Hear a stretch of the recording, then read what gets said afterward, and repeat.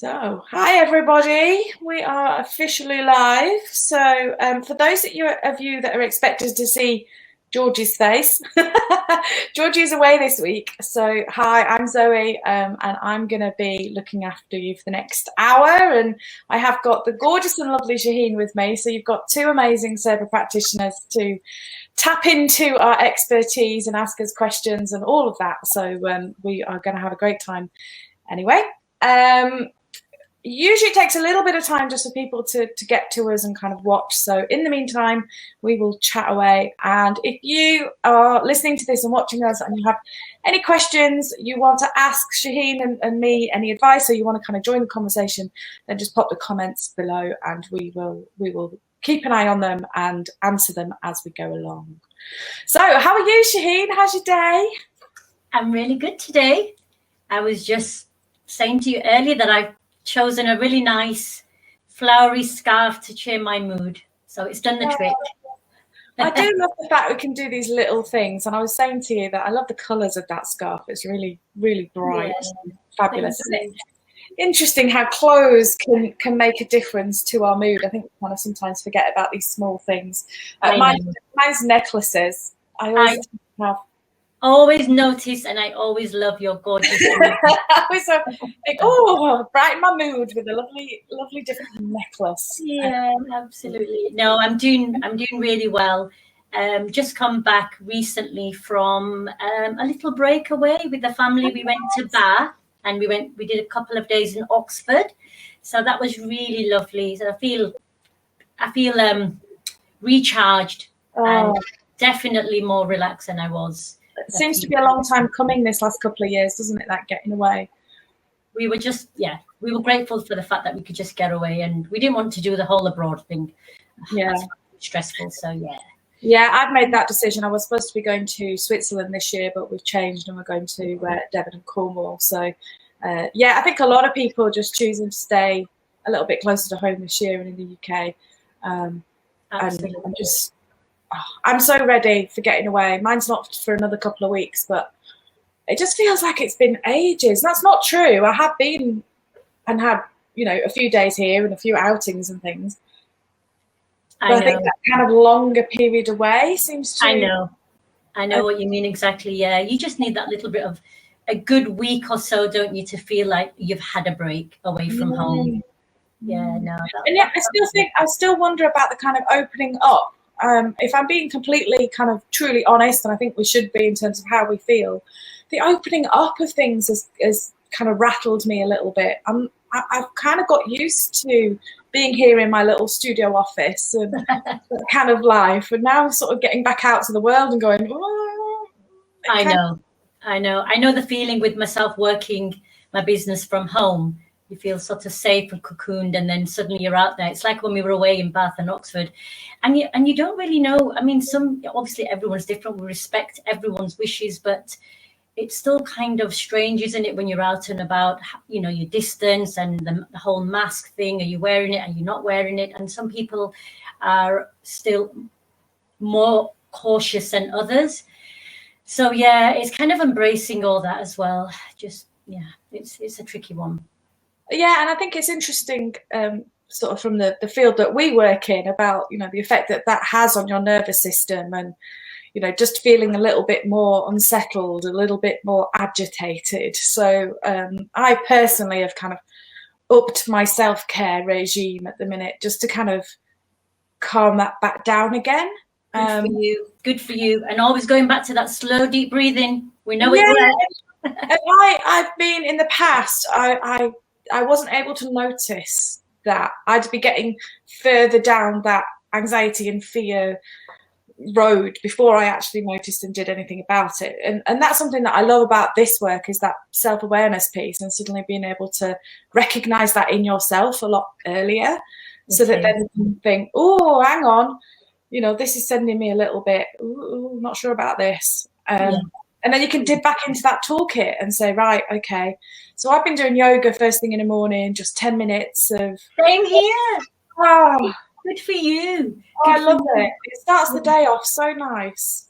I've been meaning to do it for ages, and literally it was my sister. She's come from Dubai, and spending some time with me, and she does yoga regularly. So she's got me back into it. So we've been doing this little HIIT workout. And then she's like, right, we're doing the yoga now, just a 10-15-minute session, and you feel fabulous for it. So yeah, I've definitely been reaping the rewards from the yoga. Yeah. Hi, Louise. Welcome. Good to have you here. Louise has said, yes, went for a training day on Monday and had a huge flare up. Oh, yeah, completely understand. Still getting over it. It's really interesting stomach. I was diagnosed with IBS originally in 2009. So would I say that I'm somebody now that has IBS? No, I wouldn't. But I certainly think that my little stress barometer is my stomach. And it's usually one of the first things that I notice is, oh, my stomach's not happy. Yeah, it's interesting, isn't it? Yeah, you know where the stress goes, where it'll take its place in your body. Yeah, it's really interesting. And I think I don't have the same amount of fear towards it as I used to.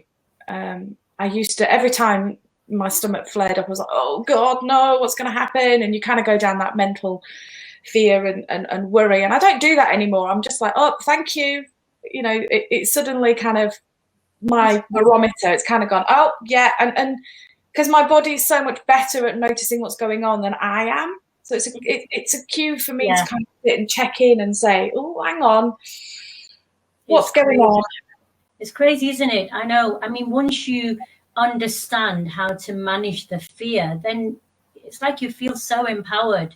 I mean, obviously we're human. We have to cope with our daily stresses and challenges. So we do also get affected, and sometimes we might have a little bit of TMS, mind body symptoms going on. But the fact that you can just sort of nip it in the bud by managing the fear and just going back to the slow, deep breathing. I mean, I found that it's just been so successful for myself. Yeah. Tanya's here. Hi, Tanya. She said, I got someone to use slow breathing to help their pain last week, and this week she told me it's really calmed her asthma down too. Oh, isn't that lovely? That's really good. Amazing how much of an impact slow breathing has, I think. I mean, if somebody, years ago when I started out in this field, if somebody had said, oh, one of the best tools is going to be slow breathing, I'd have been like, oh, yeah, right, whatever. I know. It's absolutely, and it makes you feel so calm, doesn't it? I mean, the longer you can do it for, say, beyond a couple of minutes.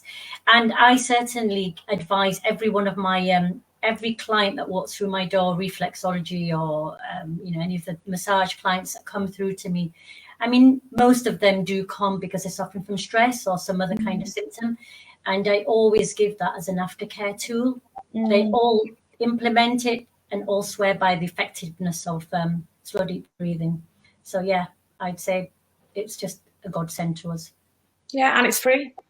Exactly. And that's what I say to them. I say it's free, available to you at any time, and do not underestimate its effectiveness. And just get in the habit of, going back to taking your awareness to your breathing, especially if you're feeling a bit panicky or anxiety creeping in or any sort of anxious feelings, any sort of negative feelings. Shouldn't really call them negative, but you know what I mean. Yeah. Go back to the breathing, and then the whole idea is that eventually it'll just become part of your sort of normal breathing. Your breathing will start, becoming slower, which is what we want.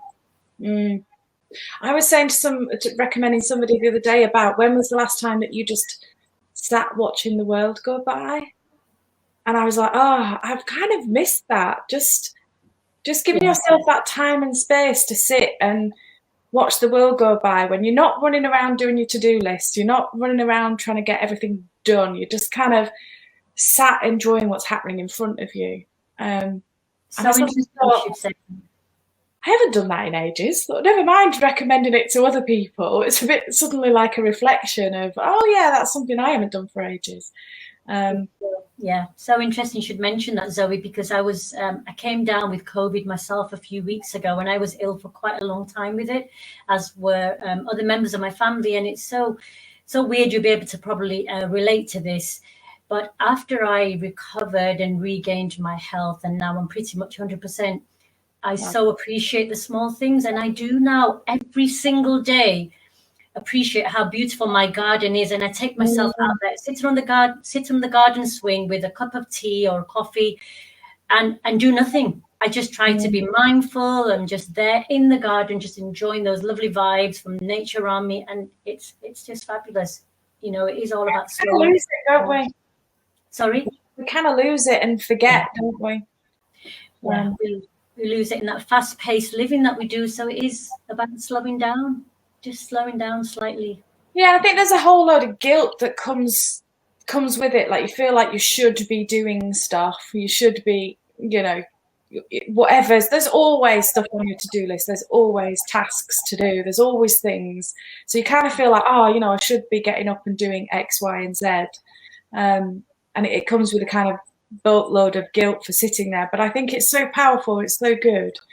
Yeah. Just to sit, even if it's just for 10 minutes, just appreciating a nice, like you say, a nice cup of tea and a nice seat. Or we went out for dinner actually, and we ended up sort of sitting in an outside area and just sort of observing what was going on, and it was so lovely. And I kind of forgot that was the thing to do.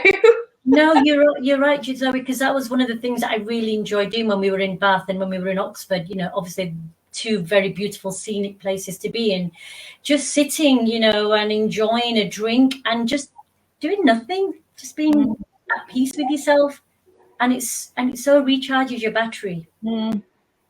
Yeah, Louise has agreed. Every time I sit in my garden, I feel guilty for not pulling out the weeds. So true. Yes, so but, true, Louise, but don't feel guilty. I've stopped myself feeling guilty now, and honestly, I have a huge list of things to do every day, having 4 children and a business to run, etc., etc. So I'm not going to be guilty anymore. I'm not doing that guilt thing. Why should we? We have to be kind to ourselves. Yeah. There was something that I did right back at the beginning of my journey is I wrote down over the day, I decided to write down all of the things that I was saying to myself, like in my head, for a day. And number one, by the end of the day, there was like 300 and odd things, which was suddenly like, oh my God, that's ridiculous. And number two, they were so harsh and so mean and so nasty. It was kind of a bit of a slap in the face that I was like, you treat yourself like that every day. That's interesting, Yeah, and it was really interesting. It was a really good thing to do. But I think that did help me with the letting go of the guilt for sitting and enjoying a garden or a seat or the world, saying, actually, no, there's permission and allowance there for those things, where I don't think I could have done that right back at the beginning, because I was just so kicking myself, pushing myself, pressuring myself. Absolutely disgusting in some of the things that you'd say to yourself. I think you've got to start changing that inner dialogue, because you're right, it's not fair. It's not.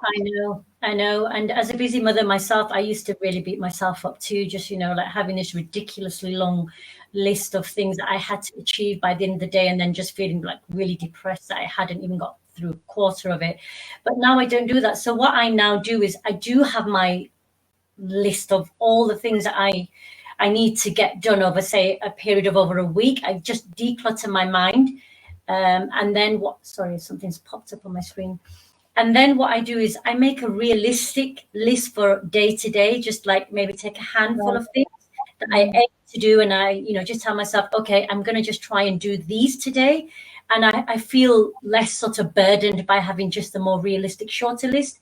And then you feel more empowered at the end of it, at the end of the day, when you go back and have a look and see that, okay, yep, I did manage to do those, not the 50 things I was giving myself to do. Yeah, we're so terrible at it, aren't we? Saying, right, I'm going to do all of these things, and going, hang on, there's only so many hours in a day.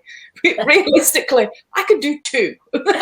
And I tell you another thing that I do, Zoe. I don't know if you do this as well.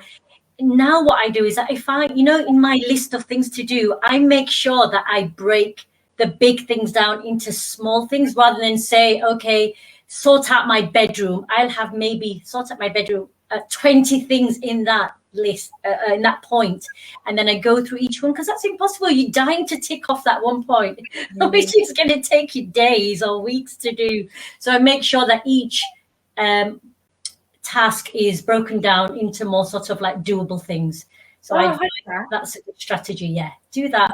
It's a good tool. I do. I do time blocking, which I learned to do in the corporate world, because when I had my corporate job, corporate world ask you to keep doing stuff, and they just keep asking you until you say no. It was getting to a point where they were asking so much. I was like, oh, do this, do that, do the other, and it got a bit ridiculous.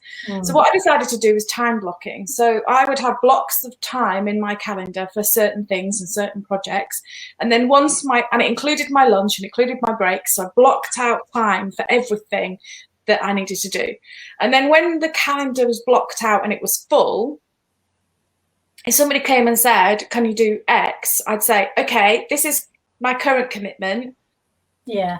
What's the priority? So if you want me to do less of that, I could do that. If you want to swap that, I could do that. Absolutely. At the moment, my time is full. But now, once I've scheduled however many hours in the day that, I'm happy with, then my diary is full. And I found that so nice to actually say, I'm full and I can't fit anything in, so that will have to be next week, or that will have to be tomorrow, whenever it can fit in. Yep, there you go. Just allowing yourself to be human, isn't it? Yeah, and allowing realistic time for the things that you've actually got, not kind of keeping it all in your head. And I think that's the thing for me, with so many clients do this as well, is they run around and they try and keep everything in their head. Yes. And then it just feels so overwhelming and so confusing, and like you never get stuff done, or you never get to the end of the list, or you never feel like you're doing enough. Yeah, it's like trying to get to the bottom of your laundry basket, in my house anyway. Yeah, I don't have four kids. It's a bit different in my house. You get to the bottom of it, and then it just builds up again when you just turn your back for 5 minutes. Yeah, and somebody once said to me, your to-do list will never end. And I thought, yeah, that's a good kind of realization, is the fact that you're never going to get to a point where you go, oh, I am done, and there is nothing on the to-do list. Like, anyway, it's so true about most things, isn't it? It's like, when are you going to always maintain a sparkling house? Yeah. So why kill yourself? Do what's important. As long as it's hygienically clean, forget about some of the clutter. You can't always have a show home. Yeah, and I think that stops us then from sitting on the bench with the cup of tea and enjoying the garden, because you're like, oh, I'll do it when I finish my to-do list. You're never going to finish the to-do list. Exactly. And before you know it, your life is passing you by. And then you get regrets. Yeah, good. Yeah. And that's what we love about this work, isn't it? We're learning to finally enjoy each minute. Like they say, each minute counts. We're going to make sure that, we do make it count. Yeah, yeah. If anybody's got any questions for me and Shaheen, by all means pop them in chat. We are here to answer them and give you pointers. So if you're struggling with something, then do ask us for some advice or some help, or just kind of join the discussion. You're more than welcome to. So yeah. So I was going to say, I was thinking about what advice have I sort of given out to clients this week? What's been sort of prominent this week? I thought that'd be quite nice for people to hear. I've been hearing a lot of people getting frustrated with themselves because they were doing well and now they've had a blip. And I think that this comes with the whole, opening up of the world. People are suddenly, their work's changing again, or their commitments are changing again. And it's almost like people expect it to be a linear thing, like they've got it sorted and then that's it, and they feel disappointed or guilty because their pain's got worse or their anxiety's increased. So I've been giving a lot of advice this week about realizing that we are human beings and not robots. We interact with the environment around us. You're not going to have this kind of I'm great and happy linear experience. Absolutely. And it's one of the things that I obviously emphasize right at the start of their journey, and more or less at every session, because I know that is something that they're going to be worried about. So I do stress at the start of the journey, it is not a linear journey. Mind body healing is not the same as, sort of your conventional type of healing. This is different. The subconscious mind is very, very stubborn and slow to accept that we're safe, but persistence is a key. And I fully understand what you're saying. I'll come across, many clients that will come and say, I was doing so well, I was so elated, and yet you know, I don't know what happened this week. I feel like my pain's gone back up again, only after telling me that they've just been having a really stressful time at work. And they forget this stress, it's going to impact upon your symptoms. You know, how are you dealing with this stress? Mm-hmm. Suddenly you've got this huge workload and you're not managing the workload very well and you're feeling overwhelmed. Obviously, it's going to affect your symptoms. Yeah. So taking them back to the tools that they need to use to help them with that. Yeah, it's there's quite a lot of people I've been dealing with that have been going back into the office. So work has suddenly decided that they can take that step and go back to some kind of office working.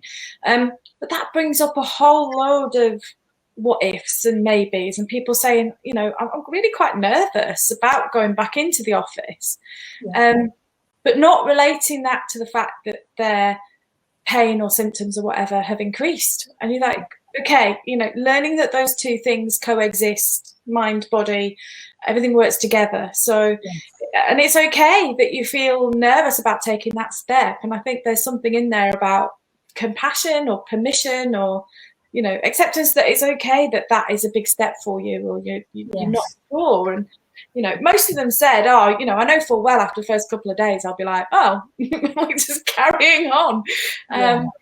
It's like we just got so used to that bubble, that existence, that way of being, and suddenly it's changing again. Then there will be a lot of unease, won't there? Many people, obviously, that are slowly now returning to the workplace and feeling different things. I mean, you know, a couple of my clients have told me recently that they're quite angry that their employers are not understanding of their situation. One lady was explaining to me that her mother is a vulnerable patient, and this lady doesn't feel happy at all about her employer's decision to return them to the workplace. And she was quite angry.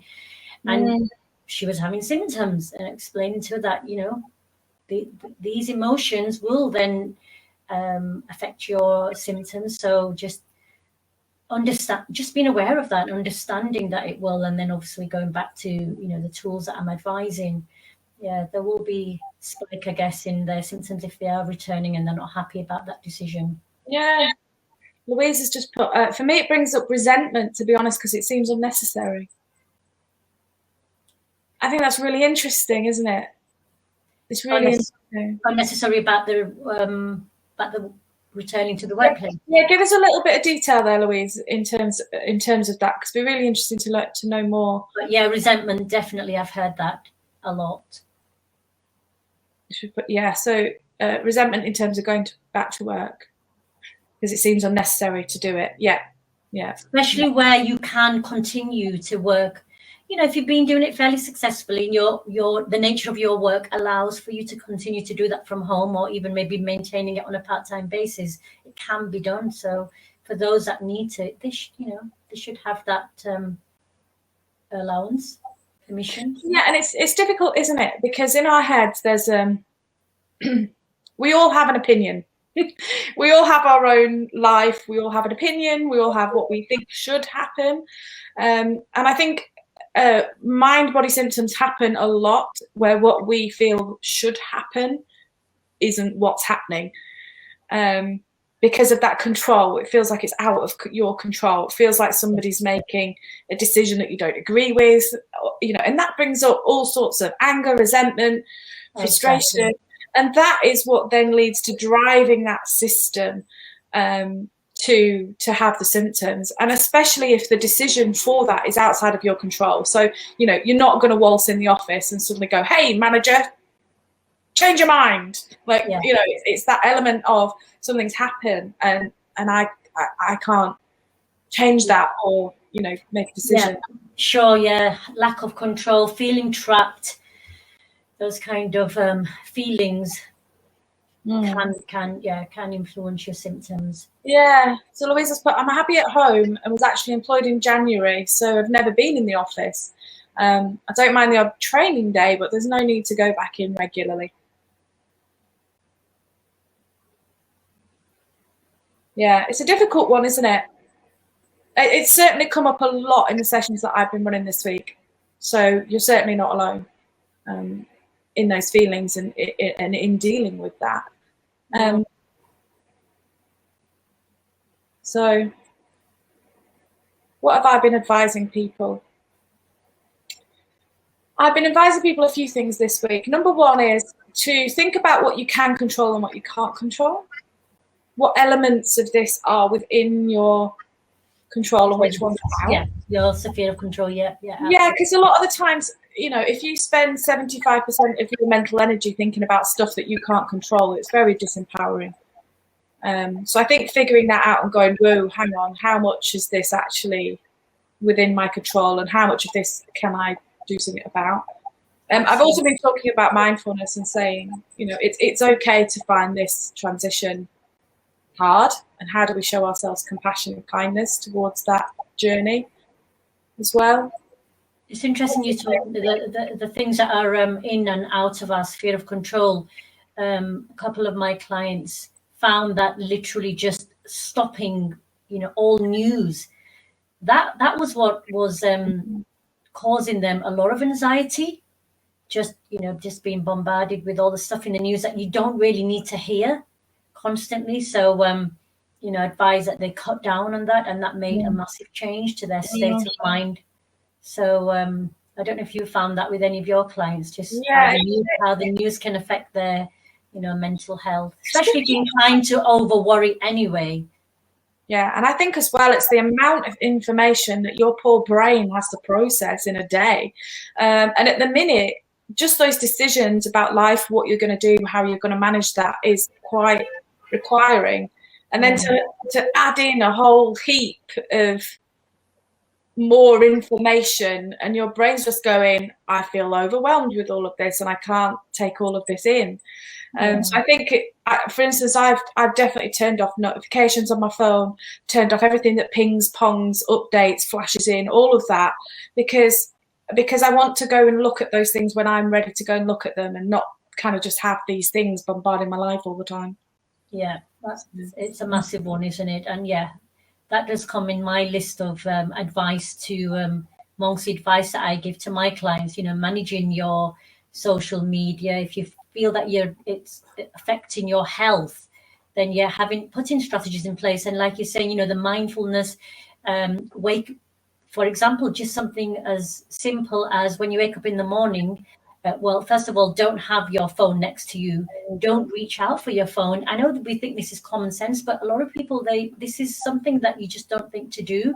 And how we do just automatically in autopilot reach out for the phone. Before we know it, we're glued to it. We've gone onto social media. Rabbit hole before we know it. Yeah, started the day off on maybe a negative note that you don't need to. So yeah, my advice would be, don't reach for your phone, put it on airplane mode. Don't look at it first thing in the morning. Give yourself half an hour or 1 hour, just checking in with how you're feeling, do a little bit of stretching in bed, and just be there with yourself and your breathing, appreciating your room, maybe sat in front of the window with a cup of coffee, but do not go on your phone for the first hour of the day. If you can do 10 minutes meditation, even better. So I've been trying to implement that, and on the days that I do, I'm not going to say I do it every day, but it's getting better. Wendy's asked me, she's put, hi Zoe and Shaheen, hi Wendy. She put, you mentioned how you'd reduce the fear around your symptoms and pain. What were the most effective techniques that you used to do this, especially with unpredictable and very painful symptoms such as muscle spasms? Okay. Should I go first? Yeah, you go first. Okay. So for myself, when I suffered from quite debilitating pain, or even if I have any bouts of sort of TMS symptoms now, what I do is basically first of all, I would always go back to my breathing. I'll do slow down the breathing. And then I will do my affirmations. I think that affirmations are really powerful. So I will then affirm that this is just a subconscious mind. There's nothing to fear. I mean, you can just affirm it. I always advise my clients, do your affirmations in whatever way you want. You can ridicule, you can use humor, you can be really assertive. However, you feel inclined to do your affirmations, but definitely send those positive messages to your subconscious that you are safe. These symptoms are just sensations. They're harmless sensations in your body. you know, it's all benign stuff. There's nothing to fear. You are safe and everything is, all is well kind of thing. If you want to ridicule or laugh at it, then do that.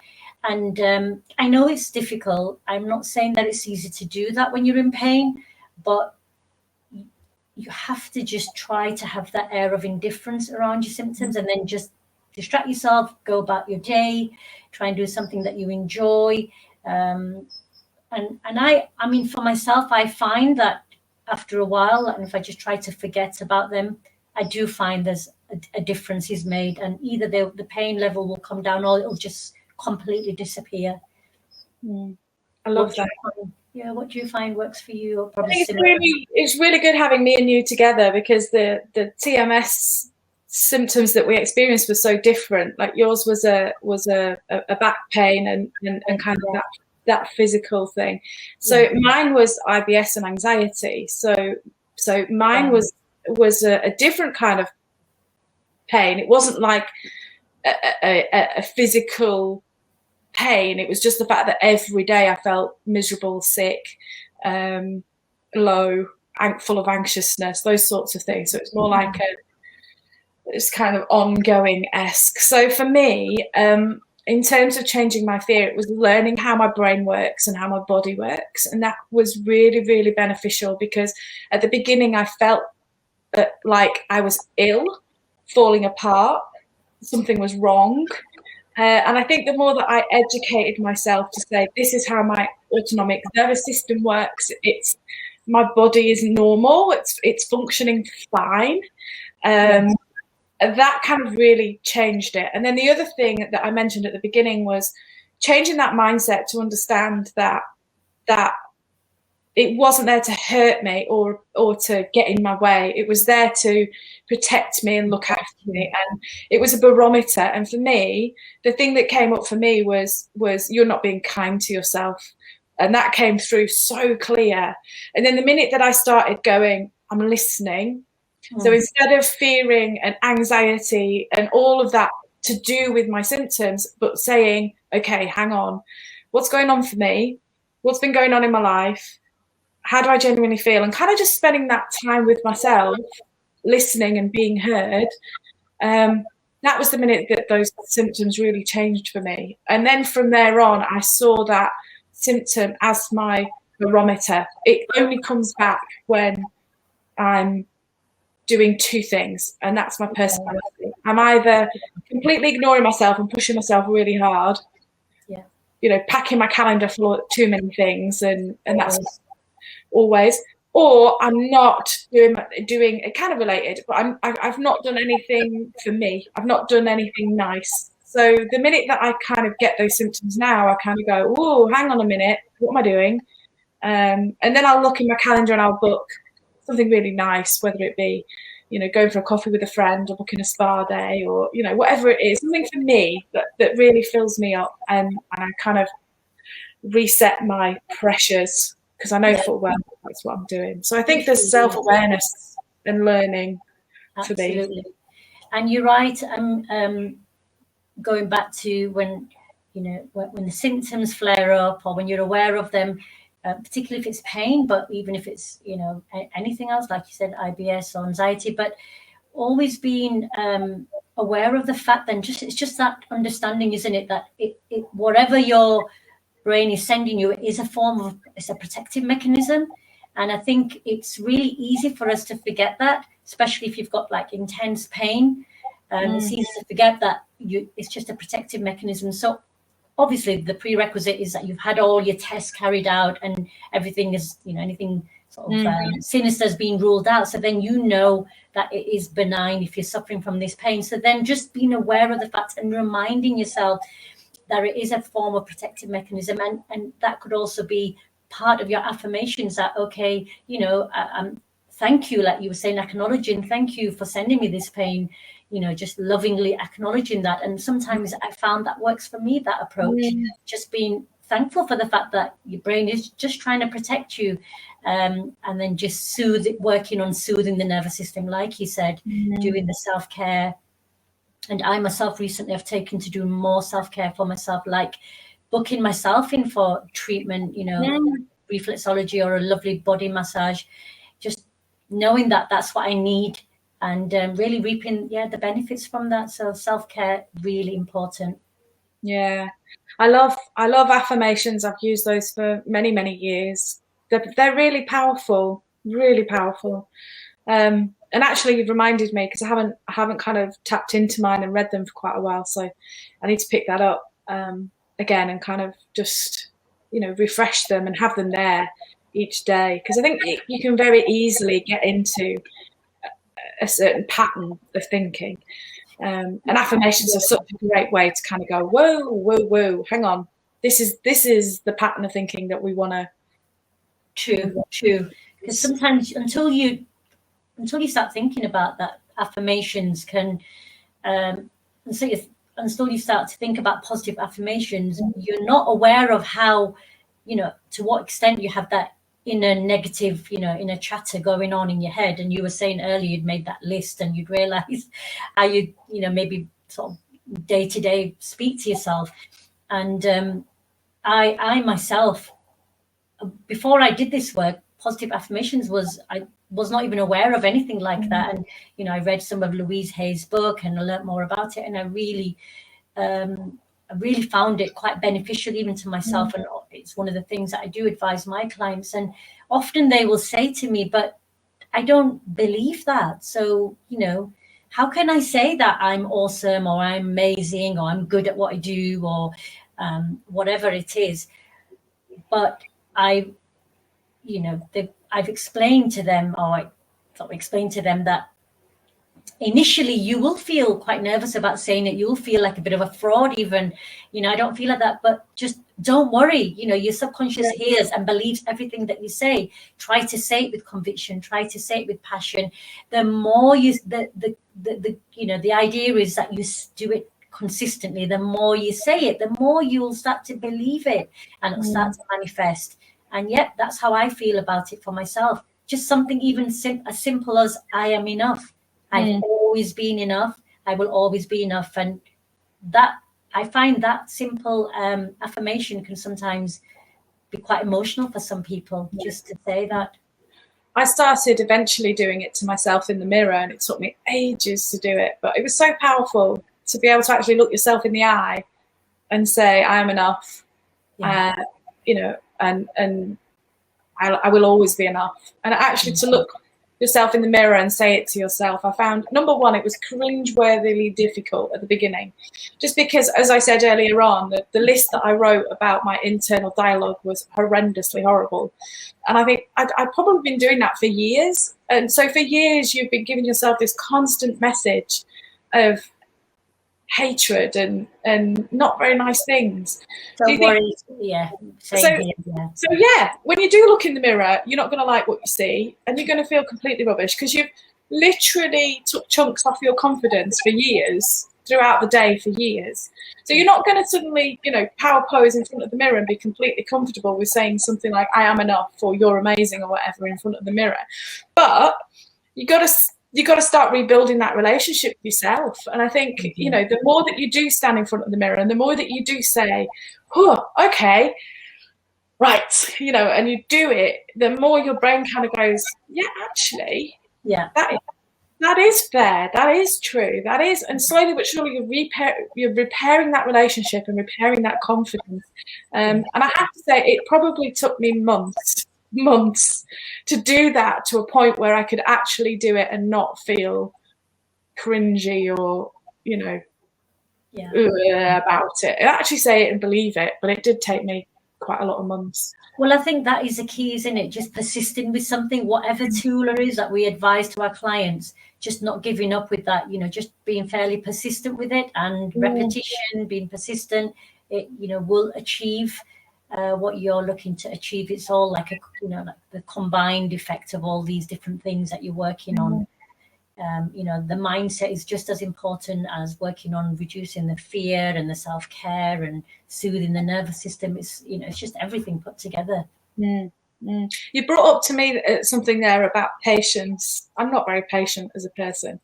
And And so many of my clients aren't either. You want the solution now. You want to be I've come across that, now. Like, why is this not happening like now? Like, yeah, we give ourselves such a hard time, don't we, saying how many years did it take us to get to this point? And then we just kind of get frustrated with ourselves because you can't literally just switch it off. You can't kind of outgrow these things overnight or change that mindset overnight. And then I think that adds to the symptoms, because you've got all of this frustration about how slowly it's changing, or how much your brain is not getting with the program quickly enough.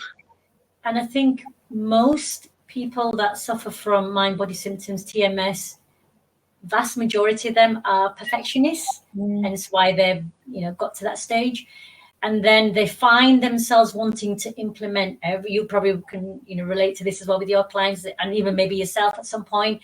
You want to implement everything perfectly, and then you get frustrated that maybe you're not doing it perfectly enough, and then you get frustrated that you've got spikes in your symptoms. So it is just conveying that message as well, isn't it, that okay, can we be okay with the fact that we're not perfect? Yes, we can strive to do an excellent job. We are good as we are, and we're going to be appreciative of that. But let's just forget about perfectionism for now. There's no such thing as perfectionism. Let's strive towards just doing a good job, and then being allowing and accepting of whatever. Either way, it's going to be okay. Just being allowing of that. So yeah, just getting that across is just as important. Yeah, and I think it's kind of a culture thing, isn't it? That it's driven into our culture from a very early age of striving and getting better at everything and avoiding mistakes, and it's so ingrained, I think, from a very early age. Even more so now, don't you think? Even more so now, as so many pressures on the youngsters in every angle. So yeah, to be the best, to be brilliant, and it's like you're not trained to enjoy making mistakes. Yeah, absolutely. And then it just gets worse as you get older, because then you don't literally allow yourself to make the smallest mistake. And if you do make a mistake, then it's the end of the world, and you give yourself such a hard time for that mistake. It's like we don't particularly learn how to make a mistake and that be okay.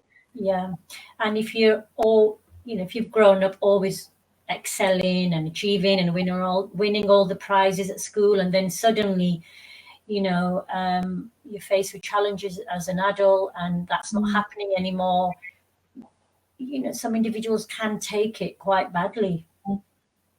Yeah, I find it really difficult, because when I had my worst symptoms, I was in the corporate world. In the corporate world, everything is over 100%, like, efficiencies. They want you to be like 110% efficient, and, and you have constant appraisals of performance. It's like, you've done really good, but can you do this? Can you do that? Can you do the other? Yeah, there's always a but. There's always more. There's always more to be done. Yeah, there's always more that they want. That can be done. Yeah, true. And it leads you to this feeling like no matter what you do, it's not good enough. And if you make a mistake, it feels like this huge thing. And in reality, you've probably just not said a sentence on a call, or it's not actually that big a thing, but it feels like it's such a big thing. And I think that's where we've talked about in terms of bringing back that piece of reality, and kind of readjusting that expectation comes in and saying, whoa, hang on a minute, what do I think about that, and where do I want to sit when it comes to that expectation? Someone else can tell me that they want 110%, but what do I feel happy with? What do I want to work to? True, absolutely, yeah. Yeah, and you end up breeding that perfectionism of, unless I do everything at 110%, then that's not good enough.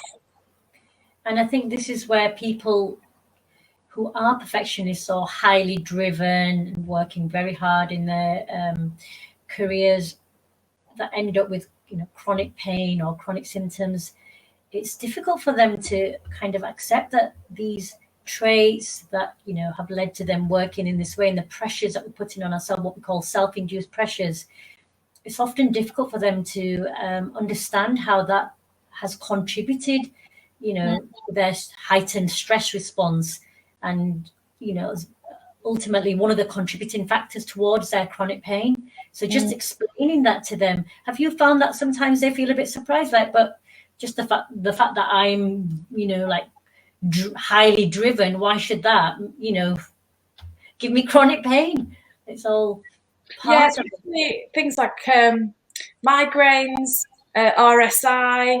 See that a lot, yeah. You know, those sorts of symptoms. But then you say, sort of, how busy is your head on a daily basis? And the answer is, you know, oh, flipping heck, got all of this stuff to deal with, you know, and yet they don't make that correlation between your head is busy 24/7 and you've got all these things to deal with, but you wonder why you've got migraines. Yeah. It's like making those connections for people and helping people to see that they are a human being and they work mind, body together.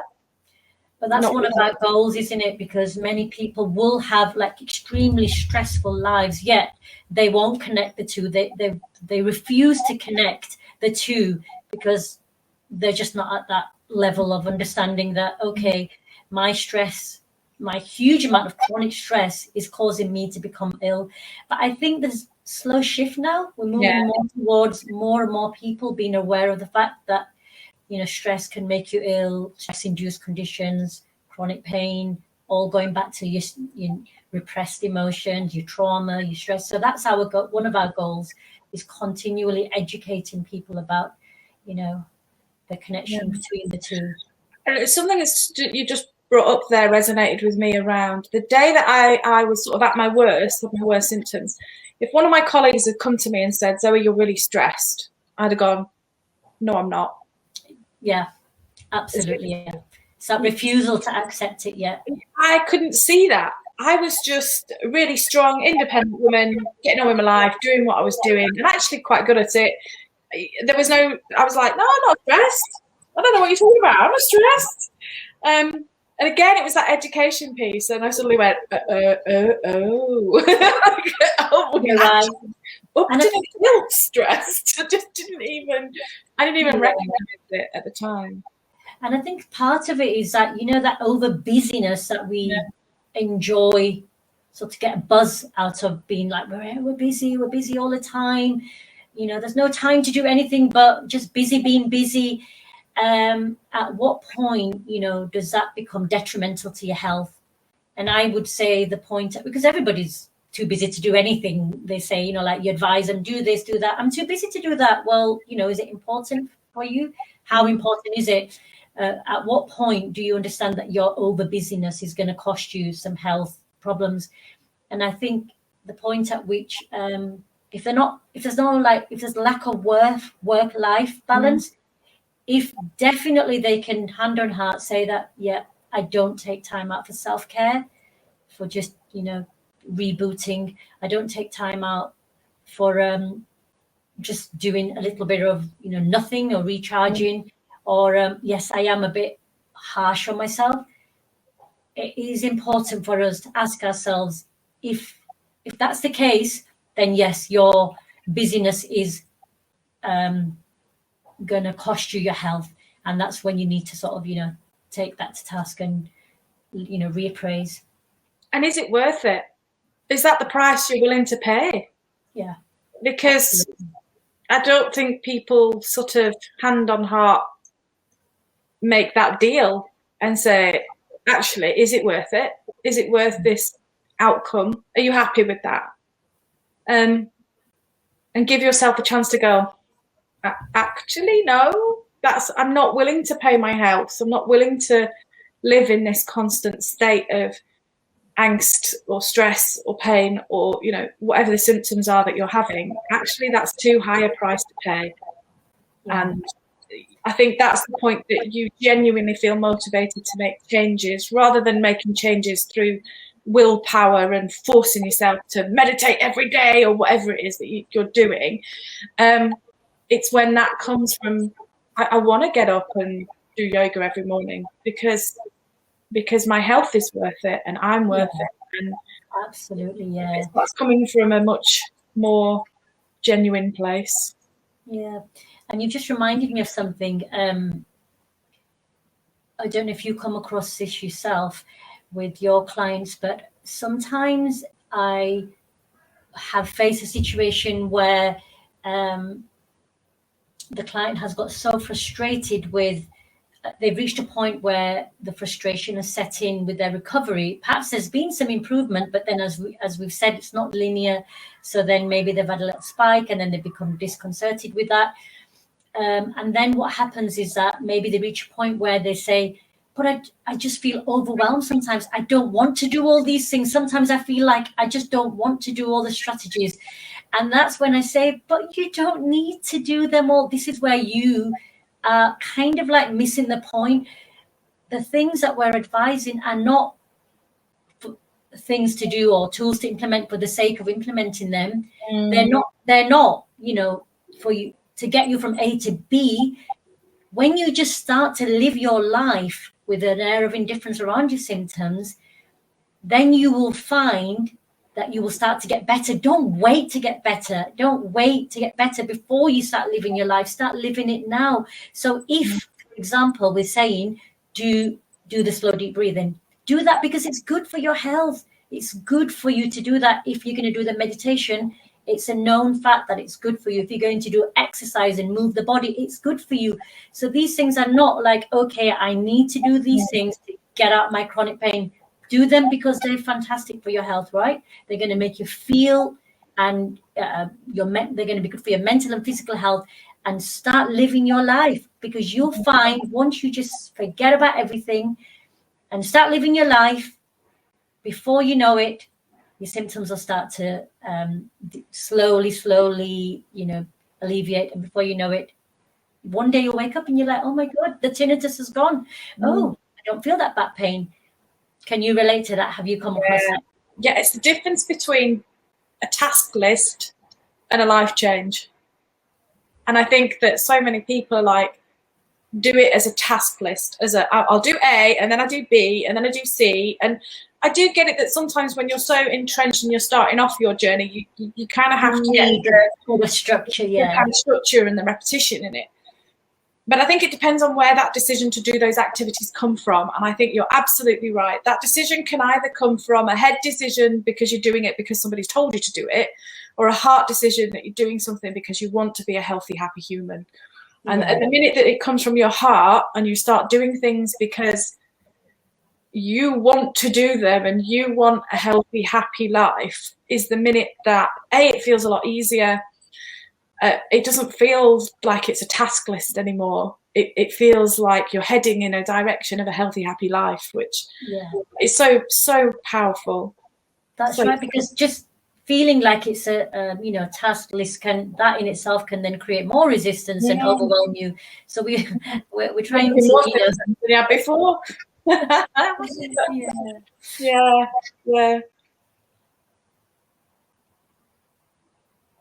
I love it. So many things in our chat today, so many little nuggets of wisdom. I love that we've kind of gone around so many, quite a lot. Giving away all our little secrets here for free. And I think the reason that you and I and all the practitioners are also passionate about this work is because we use it on a daily basis. It's not something that you just kind of, like you say, it's not that task list that you learn and you just kind of go, I do A, B, and C. We live it. You know, we're that put these strategies into our lives every day. And you have to do it yourself, don't you? Otherwise, you won't be able to help. You won't be able to help others unless you're looking after yourself first. The chat with you today has reminded me of some of the things that I'm not doing, and I think it's important to say that we're humans too. It doesn't mean that we're like these epitaphs of perfectionism that do everything right all the time, because we're really not. No, we're not. Well, book yourself in for a treatment, because that's what I did recently, and I thoroughly enjoyed it. And I've got I'd love back massage or something at the minute. Actually, I really love. I think I'm getting to the point where booking something in my calendar is something that I need to do, even if it's just sitting on my garden bench with a cup of tea. Yeah. I just need to just kind of forget about the world for a while. But things I am doing good at is I've bought myself an alarm clock a little while ago, so now my phone is not my alarm clock, which we mentioned. Yes. Which I feel is a big change. I'm doing yoga. We were talking before we just came on about we're both now enjoying a bit of yoga in the morning, which we've really enjoyed. So, and I've resumed my run walk. I try to go a few times a week for a nice little run. I mean, I alternate it with fast walking, and that gives me a thorough workout. So I've resumed that. So I love doing that. And I've gone back to doing a little bit of meditation myself, just 10 minutes here, 15 minutes there,